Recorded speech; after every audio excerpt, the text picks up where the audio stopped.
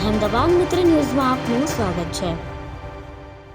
વડોદરામાં એક સગીરાનો ગુસ્સો શાંત કરવા અને સ્વભાવ સુધારવા માટે માતા પિતાએ ઘરે પૂજા વિધિ માટે એક પૂજારીને બોલાવ્યો હતો। આ પૂજારી નરેન્દ્ર ભટ્ટે ધાર્મિક વિધિના બહાને અલગ રૂમમાં લઈ જઈ સગીરા પર દુષ્કર્મ આચર્યું। પ્રથમ ઘટના બાદ ડરી ગયેલી સગીરાએ બીજી વખત હિંમત દાખવી અને મિત્રની મદદથી મોબાઈલ કેમેરો ગોઠવી આખી કરતૂત વિડીયોમાં કેપ્ચર કરી લીધી। આ મજબૂત પુરાવા સાથે સગીરાએ પોલીસનો સંપર્ક કર્યો અને પોલીસે તાત્કાલિક આરોપી પૂજારી વિરુદ્ધ પોક્સો હેઠળ ગુનો નોંધી તેની ધરપકડ કરી। પોલીસે માતા પિતાને બાળકો સાથે સંવાદ રાખવા અને દીકરીઓને અન્યાય સામે અવાજ ઉઠાવવા પણ અપીલ કરી। પીડિતાના જણાવ્યા પ્રમાણે આ પૂજારી તેના ઘરે 2 વખત આવ્યો હતો। પહેલીવાર જ્યારે પૂજારી આવ્યો અને દુષ્કર્મ આચર્યું ત્યારે દીકરી ગભરાઈ ગઈ। પૂજારી તેને ધમકી આપતો હતો, જેથી દીકરીને લાગ્યું કે જો તે માતા પિતાને કહેશે તો માતા પિતા તેને જ મારશે। પરંતુ બીજી વખત દીકરીએ તેના મિત્રની મદદ લીધી। તેણે કોઈપણ રીતે મોબાઈલ કેમેરો ગોઠવીને આ આખી ઘટના વિડીયોમાં કેપ્ચર કરી લીધી। ત્યારબાદ મિત્રની મદદથી તે પોલીસ પાસે ગઈ અને તરત જ ગુનો નોંધી પોલીસ આરોપીની ધરપકડ કરી લીધી। વધુમાં સામે આવ્યું છે કે આ કિસ્સો માતા પિતાને દીકરીઓ બંને માટે એક મોટો પાઠ છે। માતા પિતાને પણ ખાસ કહેવાનું કે ખાસ કરીને ટીનેજ બાળકો સાથે એક હેલ્ધી કોમ્યુનિકેશન રાખો। બાળકો પોતાની વાત તમને સંકોચ વિના કહી શકવા જોઈએ। આ કિસ્સામાં પણ દીકરી પહેલીવાર માતા પિતાને કહેતા અચકાતી હતી, જેથી તેણે મિત્રની મદદ લેવી પડી। જો માતા પિતા બાળકોને સંભાળતા હોય તો આવી ઘટનાઓ ન બને, અથવા તો બને તો પણ શરૂઆતમાં જ અટકી જાય। પોલીસ તપાસમાં સામે આવ્યું છે કે પૂજારી કોઈ નાનકડા મંદિર સાથે જોડાયેલો છે। દીકરીના પિતા તેને સીધી રીતે નહીં પરંતુ વાયા ઓળખતા હતા। પિતાને એવું હતું કે આ પૂજારીએ બીજા ઘણા લોકોનું કામ કર્યા છે તો તેમની દીકરીનો સ્વભાવ પણ શાંત કરી દેશે અને તેની ખામીઓ દૂર કરશે। આ અંધશ્રદ્ધા કે આંધળા વિશ્વાસના કારણે તેઓ પૂજારીને ઘરે બોલાવતા હતા અને ઘરે આવ્યા પછી પૂજારી દીકરીને અલગ રૂમમાં લઈ જતો હતો, પરંતુ દીકરીએ આનો વિરોધ કર્યો અને પુરાવા એકઠા કર્યા।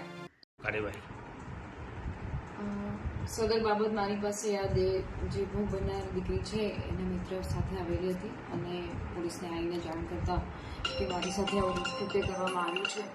એ બાબતે અમને ઘટનાની તાસીર હતા। અમે લોકોએ સામેવાળાના મધર ફાધર અને જે આરોપી છે એની પૂછપરછ કરતા અને ખરાઈ કરતા આ ઘટના ધ્યાને આવતા અમે ગુનો દાખલ કર્યો છે। પોક્સો એક પ્રમાણે આ ગુનો દાખલ કર્યો છે, જેની અંદર આ જે દીકરી છે સગીર વયની છે અને એના માતા પિતા અવારનવાર એક ગુસ્સો કરતી, ચીડાઈ જતી। તેમના માતા પિતાને લાગ્યું કે કોઈ પૂજારી દ્વારા પૂજા વિધિ કરાવડાય તો મારી દીકરી પૂજા વિધિ પછી આનો ગુસ્સો શાંત થઈ જશે અને શાંત સ્વભાવની એને એના જે નાના મોટા એના સ્વભાવમાં બધા પ્રોબ્લેમ છે સારા થઈ જશે। એ બાબતે પછી એના પૂજારીને એના મમ્મી પપ્પાએ જ કીધું હતું કે તમે અમારા ઘરે આવીને દીકરીની પૂજા કરો અથવા તો કોઈક એવી વિધિ કરી દો। તો આ પૂજારી દીકરીના કહેવા પ્રમાણે 2 વખત આવેલા છે અને પહેલી વખત આવ્યા એટલે આ દીકરી ગભરાઈ ગઈ હતી ને એવું લાગ્યું કે જો મમ્મી પપ્પાને કહીશ તો પછી મમ્મી પપ્પા મને મારશે, કારણ કે પૂજારી પણ એને ધમકી આપતો હતો।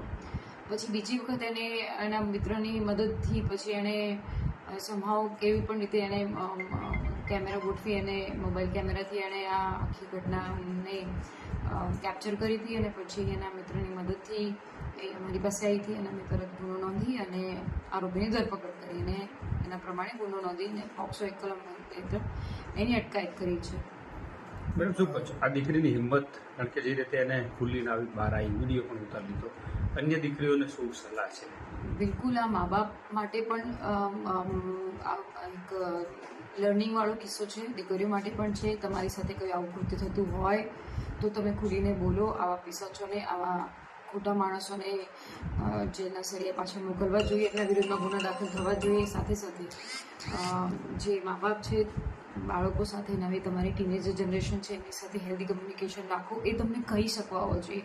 આ બાબતમાં એમના માતા પિતાને પણ આપણે કહેવું જોઈએ કે એના બીજા મિત્રોની મદદ લીધી, પણ જ્યારે મા બાપ જો બાળકોને સાંભળતા હોય તો આવી ઘટનાઓ ના બને, અથવા તો બને તો બી એ પહેલી વખત જ્યારે પૂજારી આવ્યા ત્યારે એક વખત એના મા બાપને પણ એને કહેવા સંકોચ થતો હતો એટલે એના મિત્રોની મદદ લીધી। તો આ પણ એક ઘટના ચોંકાવનારી છે। આપણે હંમેશા બાળકો સાથે હેલ્ધી કન્વર્ઝેશન રાખવું જોઈએ। આ પૂજારી જે છે એ કોણ છે, કેટલી વર્ષની ઉંમર, પરિવારને કઈ રીતે પરિચય થયા? લગભગ આ નાનકડું કોઈ મંદિર છે એવું અમારા ધ્યાને છે અને આ પરિવારના જે એના દીકરીના પિતા છે એમને ઓળખતા હતા દૂરથી, એટલે બહુ નજીકથી નહોતા ઓળખતા પણ વાયા ઓળખતા હતા। તો એમને લાગ્યું કે ઘણા બધા લોકોના કામ થયા છે તો અમારી દીકરીનો સ્વભાવને પણ શાંત કરી દેશે અને એમનામાં દીકરીમાં જેટલી બધી ખામીઓ છે બધી સારી થઈ જશે. એ બહાને એમને ઘરે બોલાવતા હતા અને ઘરે બોલાવ્યા પછી અલગ રૂમમાં લઈ જતા હતા. એટલે પછી આ દીકરીનો વિરોધ કર્યો અને બીજી વખત મેં એને પુરાવા એકત્રિત કરેલા. અહેમદાબાદ મિત્ર ન્યૂઝની યુટ્યુબ ચેનલને સબસ્ક્રાઇબ કરો અને બેલ આઇકોન જરૂરથી દબાવો, જેથી દરેક મહત્ત્વના વિડીયોની નોટિફિકેશન તમને મળતી રહે.